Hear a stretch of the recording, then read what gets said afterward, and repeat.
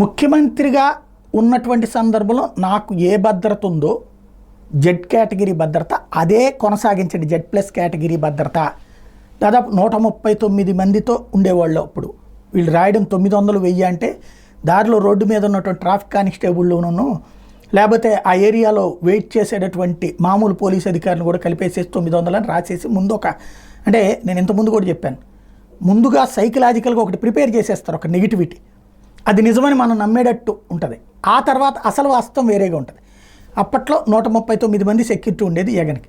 సాధారణంగా సీఎం వెళ్తున్నారంటే ఇప్పుడు చంద్రబాబు గారు వెళ్తుంటే ఆయన దగ్గర 130 మంది 140 మంది ఉండొచ్చు. కానీ వెళ్ళేదారిలో కానిస్టేబుళ్ళు, ఎస్ఐలు, హోంగార్డులు వీళ్ళందరినీ కూడా కౌంట్ వేసేసి రోజుకు 900 మంది 1000 మంది అంటే లెక్కలోకి ఎట్టు ఉంటుంది? ఒరిజినల్ అయితే అంతే ఉంటుంది సీఎం అంటే. కాకపోతే సెక్యూరిటీగా ఉండేటటువంటిది 130 నుంచి 140 మంది అన్నమాట.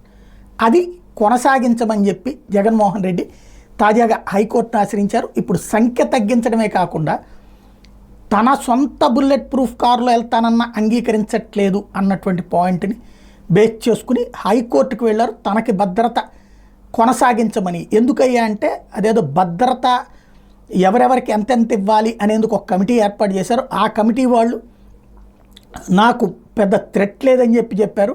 అసలు నాకు థ్రెట్ అధికార పక్షంతోనే ఉంది, అనేక మంది నాయకులు మాట్లాడిన దాంతోనే ఉంది, అది పట్టించుకోవట్లేదు అంటూ జగన్ వేసినటువంటి పిటిషన్ కీలకమైంది ఇక్కడ.